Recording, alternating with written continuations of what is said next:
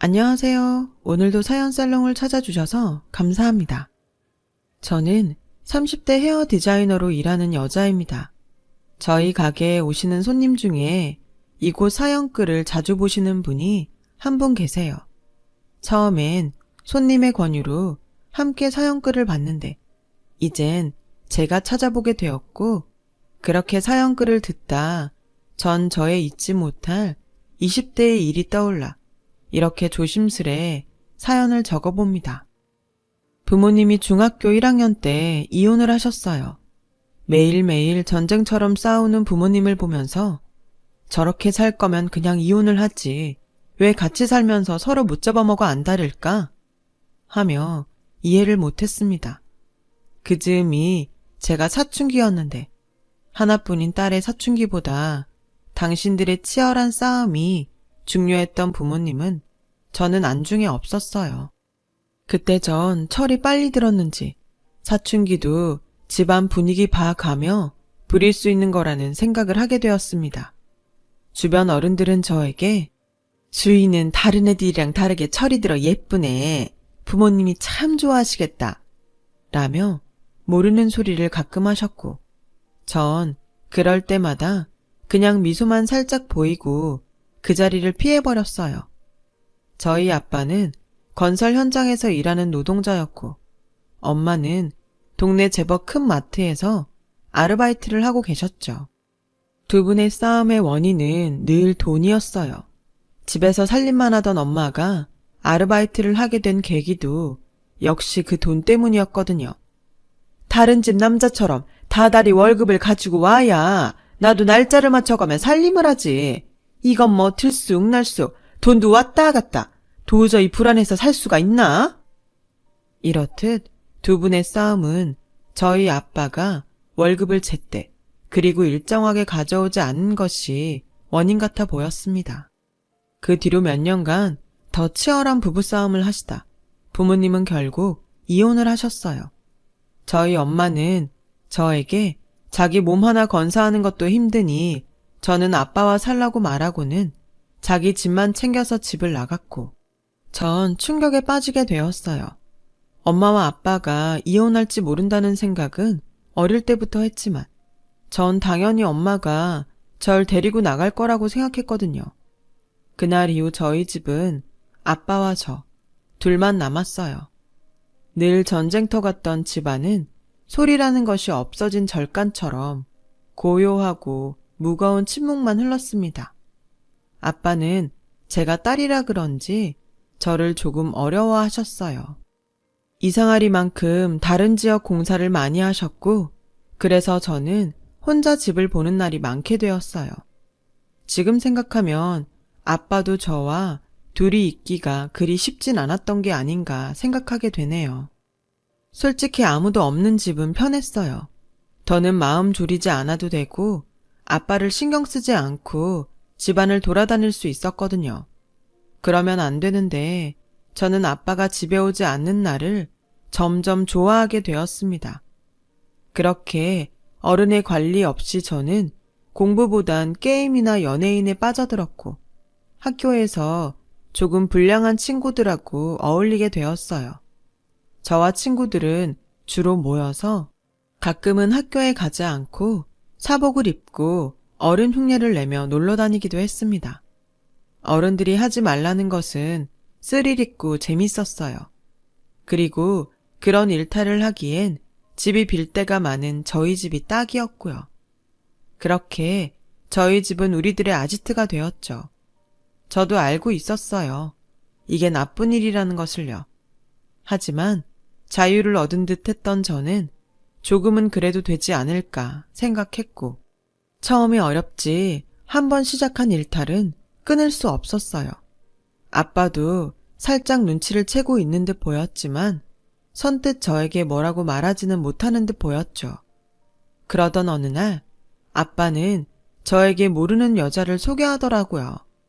곧이어 그 여자가 저의 새엄마가 될 거라고 통보했고요. 저는 예상하지 못한 일이라 당황했는데 그런 저를 보며 새엄마가 될 여자는 너 생각보다 귀엽게 생겼구나. 잘 부탁해. 라며 저에게 먼저 손을 내밀었어요. 그 손을 잡지 않았어요. 그리고 제가 할 수 있는 최선의 반대를 했어요. 하지만 그런 저의 반대는 아무런 소용이 없었고, 전 아빠의 결혼식에 참석해야 했어요. 저희 친엄마는 아빠의 재혼 소식을 어떻게 들었는지 저에게 이혼하고 처음으로 연락을 하셨어요. 그러고는 새엄마라는 사람은 어떤 여자냐며 꼬치꼬치 캐물었는데요. 전 그런 엄마에게 그냥 나도 엄마랑 살면 안 돼? 아빠 집에 안 들어오는 날도 많은데 모르는 아줌마랑 어떻게 둘이 있어? 라고 동문서답하며 애원했죠. 엄마는 예상대로 형편이 여의치 않아 힘들다며 혹시 새엄마가 괴롭히면 언제든지 연락하라고 말하곤 전화를 끊었어요. 그리고 제가 걱정했던 대로 아빠의 부재 속에 새엄마와 저 둘만 집에 있는 나날이 되었습니다. 어느 날 전 그 상황을 피하고자 저녁에 친구 집에 가서 잘 생각으로 간단히 짐을 싸서 방에서 나왔어요. 새엄마는 그런 저에게 어딜 가냐며 제 가방을 낚아챘습니다. 네 아빠한테 들었어. 공부하고는 영 담쌓고 하지 말라는 짓만 골라서 한다며? 네 아빠가 걱정이 많더라. 저는 그 말을 듣는데 기분도 나쁘고 화가 치밀어 올랐어요. 그래서 아줌마가 뭔데 참견이에요. 우리 아빠랑 결혼했다고 제 엄마라도 된 것 같으세요? 라고 나를 세우며 말했지만 새엄마는 그런 제 말을 별로 귀담아 듣지 않고 제 가방의 물건을 하나 둘 꺼내기 시작했어요. 전 그 모습에 놀라 냅다 달려가 가방을 빼서 들고는 지금 뭐해요? 왜 남의 가방을 마음대로 뒤져요? 라며 불같이 화를 냈어요. 그런 저에게 새엄마는 멋쩍게 웃으며 요즘 애들은 집 나갈 때 뭐 챙겨 나가나 궁금해서 한번 봤다. 뭘 그렇게 성질을 부리니? 아무튼 이 시간에 못 나가니까 다시 네 방으로 들어가. 라며 대수롭지 않게 말했어요. 황당하고 어이가 없어서 아줌마가 뭔데? 라고 신경질적으로 말했죠. 새엄마는 제 말이 끝나기도 전에 뭐긴 네 엄마지. 솔직히 나도 엄마라는 말이 낯간지러운데 어쩌겠어. 너랑 나랑 그렇게 서로 묶인 사이인데 너 안 잡아먹으니까 좋은 말 할 때 들어가서 자라. 상대도 되지 않는다는 말이 있죠. 전 그날 그 말이 어떤 뜻인지 몸소 체험하게 되었어요. 한마디로 새엄마의 기세에 눌려 전 방에 들어갔어요. 싱숭생숭한 마음으로 오지도 않는 잠을 청했습니다. 머릿속으로 아빠는 도대체 저 여자 어떤 점이 좋아서 결혼까지 했을까? 고민하면서요. 다음날 아침 씻기 위해 거실로 나왔어요.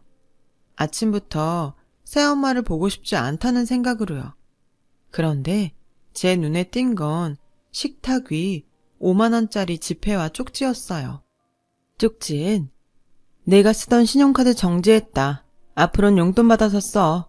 한 달에 5만원이면 괜찮지? 라고 적혀 있었어요. 제가 들고 다니는 신용카드는 집을 자주 비우는 아빠가 준 것이었는데 아침부터 화가 치밀어 새엄마를 찾았지만 집안을 다 뒤져도 새엄마는 보이지 않았어요. 전 하는 수 없이 씩씩거리며 5만원을 주머니에 챙겨 집을 나왔습니다. 학교에 도착해서 저는 친구들에게 제가 겪은 황당하고 짜증스러운 일들을 이야기했어요. 친구들은 신용카드가 정지되었다는 제 말에 얼굴빛을 바꾸더니 그 뒤로 저를 상대해주지 않더군요. 서로 비밀을 공유하고 하지 말아야 할 일탈도 함께한 친구들인데 그 친구들은 절 친구로 생각하지 않은 모양이었어요. 저는 심한 배신감에 우울증이란 감옥에 갇히게 되었어요. 이 일의 원인인 새엄마와 그리고 그런 새엄마를 데리고 온 아빠를 용서하지 못한 채 방문을 잠그고 나오지 않게 되었습니다. 그렇게 보름을 지내니 학교에선 무단결석이 많아지고 있다며 연락이 왔고 전 될 대로 되라는 심정으로 모른 척 했어요. 그러던 어느 날 갑자기 제 방문을 망치로 때리는 소리가 들리기 시작했고 방문은 요란한 소리를 내며 부서졌습니다. 정말 놀라고 당황했는데 제 눈에 곧 망치를 손에 든 새엄마의 모습이 보였어요. 지금 뭐 하는 거예요? 왜 멀쩡한 문을 부시고 난린데? 저는 있는 힘껏 소리를 질렀어요. 하지만 새엄마는 눈 하나 깜짝하지 않으면서 제 머리통을 정말 세게 손으로 내리치더라고요. 거짓말 조금 보태서 전 그날 별을 본 것 같았어요. 정신도 좀 희미해지는 것 같았고요. 그깟 일로 방구석에 처박혀서 너야말로 뭔 청승인데 오늘 학교 가서 얘기 다 들었어. 넌 등신처럼 돈 보고 만난 개들이 친구라고 생각했어? 난 또 무슨 대단한 일을 겪고 저러나 했지. 꼴 같지 않게 쇼하지 말고 당장 내일부터 학교 가. 쇼? 당신은 내가 지금 쇼하는 것 같아? 당신이 뭘 알아? 제발 부탁인데 그냥 나한테 관심 꺼. 뭘 하냐고? 내가 네 마음 한번 맞춰볼까? 너 배신감에 성질났다가 내가 뭘 할 수 있나 무기력해지고 앞으로 학교에 어떻게 다닐까 걱정되다가 짜증나서 그냥 다 포기하고 싶고 친엄마한테 같이 살자고 하고 싶지만 다시 버림받을까봐 무섭지? 저는 아무 말도 하지 못했어요. 무슨 쪽집게 무당처럼 제 마음을 술술 읊는데 얼굴이 다 화끈거리기 시작했어요. 그런데 그 뒤에 새엄마의 말은 저를 더욱 당황하게 했습니다. 나도 다 겪어봐서 알아. 엄마라고 생각하지 않아도 돼.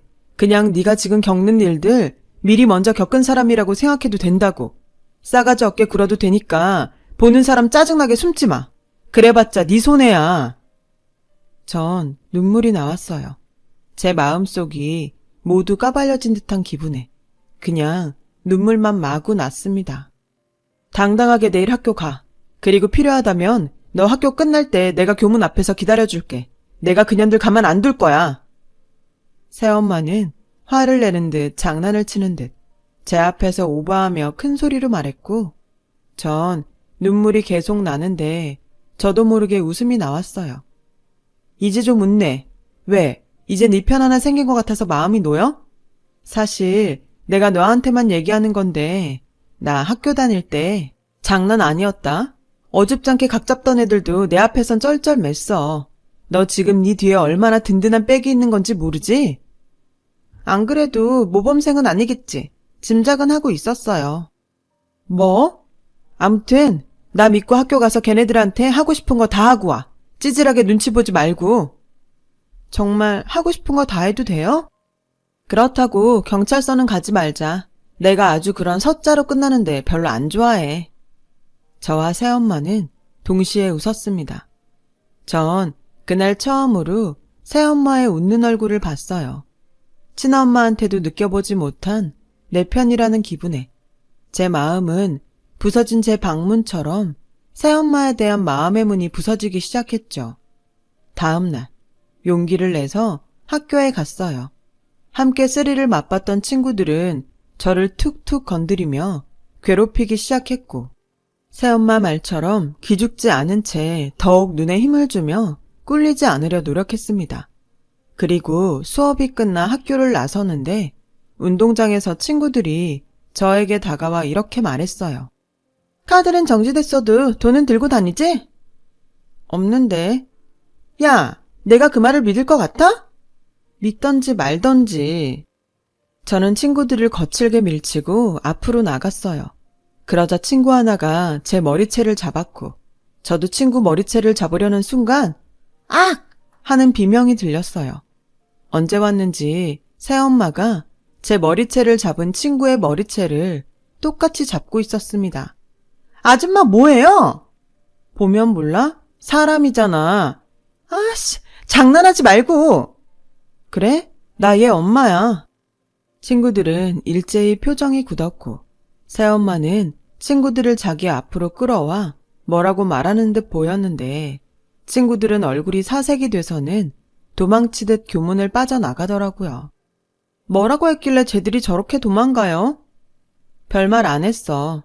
앞으로 너 건드리면 내가 여기에다 지나가는 사람들 다 보게 이름이랑 학년반 빨간색으로 써서 플랜카드 달아놓는다고 했지. 전 웃음이 나왔어요. 새엄마의 엉뚱하지만 저를 위해주는 그 마음이 고맙게 느껴지기 시작했죠. 그 후로 저와 새엄마는 조금씩 마음의 거리를 좁혀갔고, 모르는 사람은 저와 새엄마가 정말로 모녀 사이로 착각할 정도로 가까운 사이가 되었어요. 그렇게 저는 중학교를 졸업해 고등학교 3학년을 마쳤습니다. 아빠는 대학 진학을 하라고 했지만 등록금이 한두 푼도 아니고 서울에 있는 대학에 갈 성적도 아닌지라 대학 진학 대신 미용학원에 다니겠다고 했어요. 하지만 아빠는 우리나라에선 대학을 나오지 않으면 사회생활을 할 수 없다고 강하게 반대를 하셨고요. 그때는 형편도 어려우면서 대학 진학을 강요하는 아빠가 이해가 되지 않더라고요. 결국 저희 부녀는 심하게 부딪히게 되었습니다. 원래 최씨 고집은 알아준다고 아빠와 전 한치의 양보도 없이 대립했어요. 그런데 의외의 복병으로 등장한 새엄마는 왜 애 인생에 이래라 저래라 하지? 자기가 대신 살아줄 거야? 싸울 일도 아닌데 하루 이틀도 아니고 혹시 심심해? 하며 저에게 윙크를 살짝 날리고 제 편에 서서 아빠에게 말을 해줬어요. 순간 아빠는 헛기침을 몇 번 하고 민망한지 담배를 가지고 밖으로 나갔고, 새엄마는 저에게 자기 신용카드를 주며 내일 학원에 가서 등록하고 오라고 했어요. 그때 처음으로 고맙다고 이야기했고, 새엄마는 웃으며 열심히 하라고 말해 주었어요. 전 그렇게 사회에 첫 발을 내디뎠어요. 미용실 막내 스텝으로 청소부터 가게의 모든 잡일은 제 몫이었고, 아침부터 저녁까지 다리가 퉁퉁 부을 만큼 전 열심히 했어요. 그리고 모두 퇴근하면 청소와 함께 커트 연습과 파마 마는 연습을 거의 매일 했는데, 그러던 어느 날 처음 본 손님이 가게 문을 두드렸습니다. 혹시 지금 머리 자를 수 있어요? 죄송해요. 저희 영업시간이 끝났어요. 내일 오전이나 아니면 저녁 8시 이전에 다시 방문해 주세요. 죄송한데 제가 내일 중요한 미팅이 있어서요. 지금 꼭 잘라야 하는데 이렇게 부탁드려도 어려울까요? 죄송합니다. 이미 디자이너 선생님들이 모두 퇴근하셨어요. 아, 그래요? 죄송하지만 그쪽은 디자이너가 아니신가요? 네, 전 아직 스텝이라서. 전 말끝을 흐렸어요. 딱히 그럴 이유는 없었는데도요. 그러자 남자는 제 손에 든 가위를 가만히 쳐다보곤 이렇게 말했습니다. 괜찮으니까 단정하게만 좀 부탁할게요. 제 머리를 저기 마네킹 머리라고 생각하고 편하게 잘라주세요. 네? 너무 놀랐어요. 가끔 늦은 시간에 오시는 손님은 있었지만 스텝이라고 말한 저에게 머리를 해달라고 하는 손님은 없었거든요. 곤란하다고 했어요. 혹시라도 제가 잘못해서 머리가 이상해지면 안 되니까 그럴 수 없다고 단호하게 말했습니다. 그러자 남자는 괜찮아요. 원래 초보 운전이 더 안전하잖아요. 괜히 하는 소리 아니고 제가 정말 지금 머리를 자르지 않으면 곤란해서 그래요. 라고 막무가내로 안으로 들어왔습니다. 전 어쩔 줄 몰라서 망설였어요. 남자는 웃으며 괜찮다고 혹여 정말 머리를 망치더라도 자긴 절 원망하지 않겠다고 저에게 다짐을 하더라고요. 조심스럽게 남자의 머리에 빗질을 했고 차분히 그리고 조금씩 머리를 잘라 돌이킬 수 없는 실수를 하지 않으려고 몇 번이고 확인하며 머리를 잘랐어요. 얼마나 긴장을 했는지 손에 다 땀이 났고 1시간도 훌쩍 넘었어요. 다행히 남자분의 머리를 망치지 않고 무사히 커트를 끝냈고 남자는 돈을 내겠다고 했지만 전 스텝이라 괜찮다고 사양했습니다. 그럼 내가 너무 미안한데. 괜찮아요. 전 정식 디자이너도 아니고 아마 원장님이 아시면 혼날 것 같아요. 그럼 제가 돈 안 주면 안 혼나요? 가끔 연습 삼아 친구들 머리 잘라주거든요. 혹시 물어보시면 그렇게 말하려고요. 아, 그래요? 그럼 돈 대신 이거 받아요. 남자는 저에게 지폐 대신 자신의 명함을 주었습니다. 친구라고 했는데 연락처라도 알아야죠. 아, 혹시 원장님한테 혼나면 전화해요. 내가 와서 대신 혼날게요. 남자는 그렇게 고맙다며 몇 번이나 말하고 가게를 나갔어요. 나중에 거울을 통해 제 얼굴이 잔뜩 붉어져 있다는 것을 알았어요. 집에 돌아온 전 남자의 명함을 계속 보고 또 봤어요. 회계사 고원준. 돈은 받지 않았지만 제 첫 번째 손님이라는 생각에 전 그 이름을 몇 번이고 불러봤죠. 그때까진 우리가 또 볼 일이 있을까? 하고 생각했어요. 하지만 그 후로 한 달에 한 번은 꼭 보는 사이가 되었습니다. 물론 그때마다 돈이 아닌 다른 걸 받았어요. 돈만 아니면 괜찮죠? 친구가 빈손으로 오기 그래서 치킨 한 마리 사왔어요. 오늘은 오는데 아이스크림이 너무 먹고 싶잖아요. 근데 또 욕심이 많아서 이맛저맛 다 고르다 보니까 양이 많아졌어요. 친구가 사온 거니까 부담 갖지 말고 같이 먹어요. 남자의 엉뚱하고 유머러스한 접근에 마음이 동했고 저희는 연인이 되었어요. 그는 첫 만남대로 조금 바쁜 사람이었지만 늘 퇴근하고 저를 데리러 오는 부지런한 사람이었어요. 거의 매일 저희 가게에서 저희 둘은 짧은 데이트를 했고 그렇게 2년이 지나 저는 다른 가게에 정식으로 디자이너가 되었어요. 조금씩 저를 찾아주는 단골 손님도 생겼고 그렇게 점점 헤어 디자이너로 자리를 잡아갈 즈음 남자친구는 저에게 프로포즈를 했어요. 저보다 7살 많은 남자친구는 집에서 자꾸 결혼 이야기를 한다며 저를 집에 소개하고 싶다고 하더라고요. 남자친구는 약국을 운영하는 홀어머니와 저와 나이가 같은 여동생이 있었는데요. 그들에게 인사를 할 생각을 하니 어쩐지 자꾸 긴장이 돼서 남자친구에게 대답도 제대로 하지 못했습니다. 집으로 돌아와 새엄마에게 남자친구에게 프로포즈 받은 이야기와 그 사람 집에 인사를 가야 하는데 긴장이 돼서 대답을 제대로 하지 못했다는 이야기를 했어요. 그러자 새엄마는 뭘 그렇게 쫄아있어. 나 같으면 좋아서 춤이라도 추겠네. 가서 인사했는데 나 싫어하면 어떡해? 널 왜 싫어해?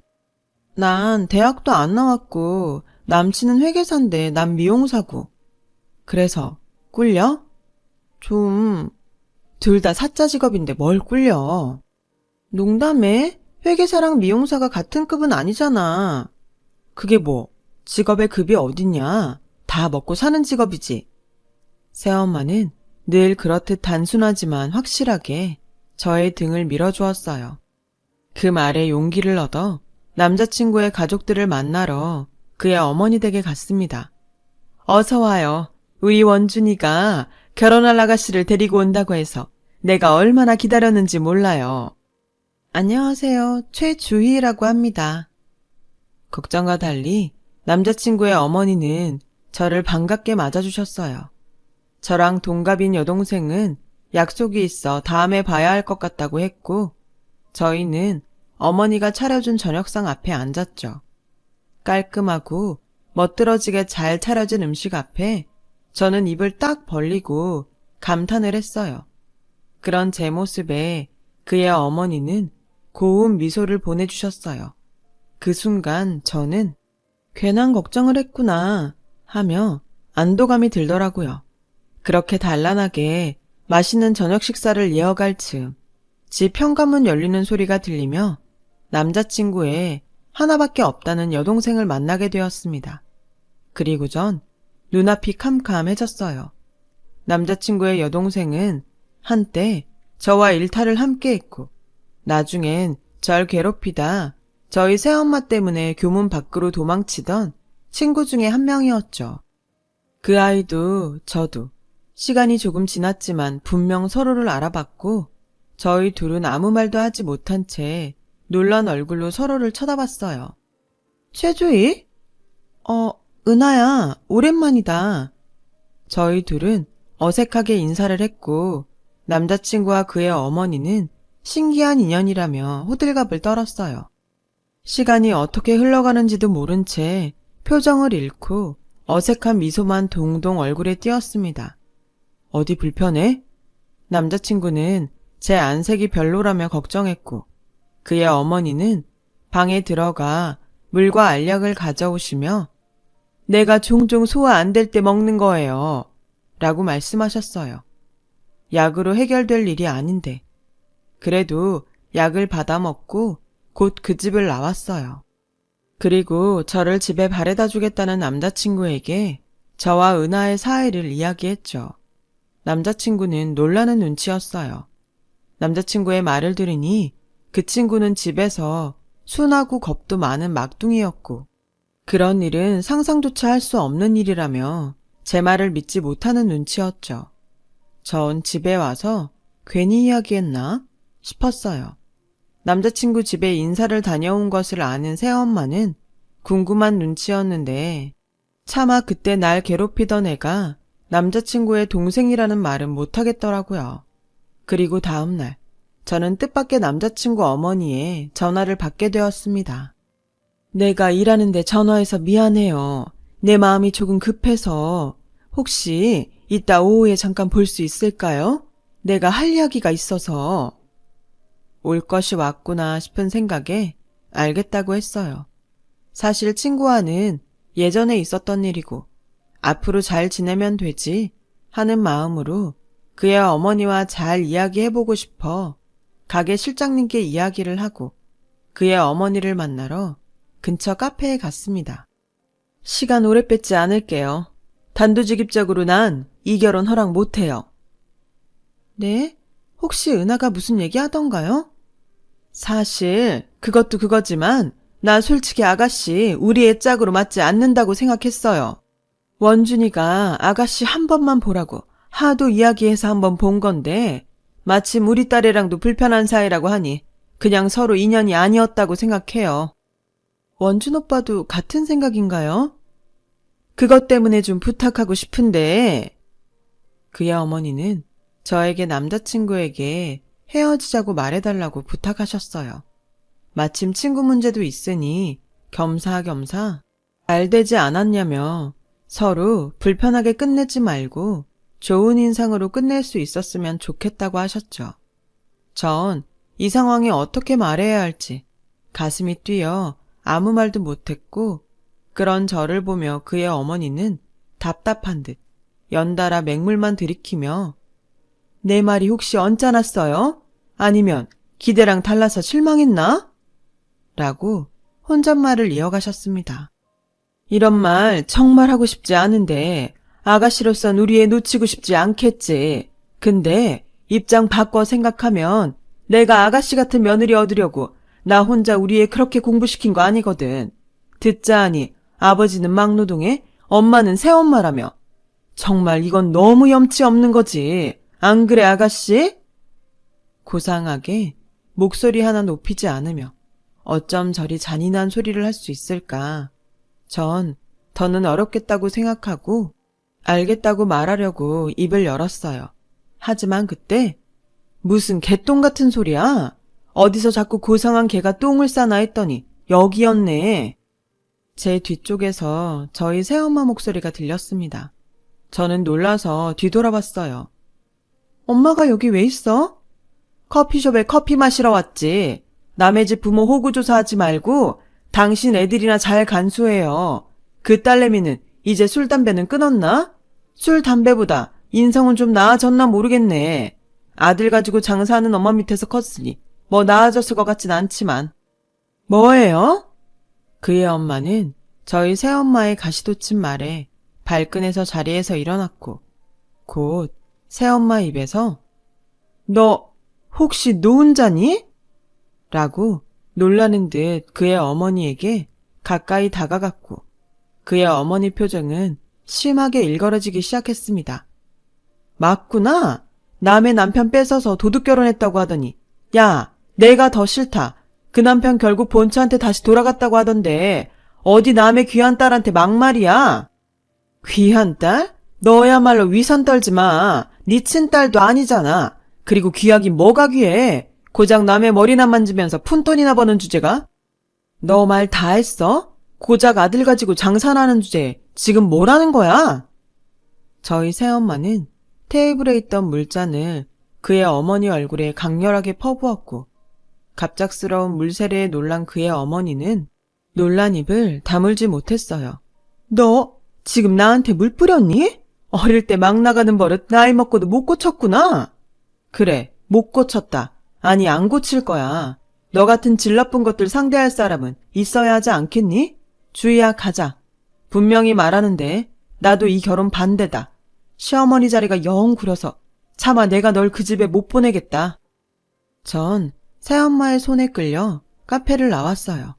한참을 새엄마의 손에 끌려가는데 새엄마는 걸음을 멈추고 저를 휙 돌아보며 꽤 심각한 얼굴로 설마 내가 오바했니? 라고 말했고 전 그런 새엄마가 귀여워서 좀 하고 웃어버렸습니다. 웃는 거 보니 됐다. 세상에 남자는 많고 넌 충분히 훌륭하니까 더 좋은 사람 만날 수 있어. 그니까 나 원망하지 마라. 말을 마친 새엄마는 민망한 듯 빠른 걸음으로 앞만 보며 걸어갔어요.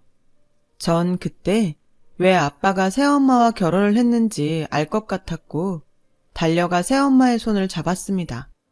같이 가. 남의 혼사길 막아놓고 지금 주랭랑 치는 거야? 너랑 나랑 남이냐? 그리고 나 원래 걸음 빠르거든?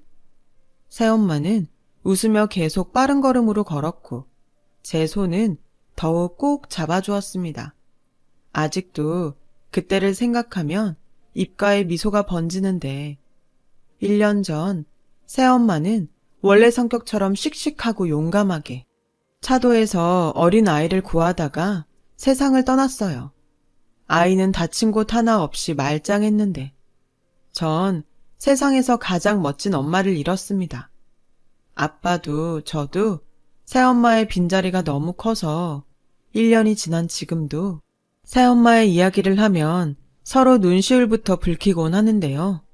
이 자리를 빌어 짧게 하늘에 있는 새엄마에게 이런 말을 꼭 하고 싶어요.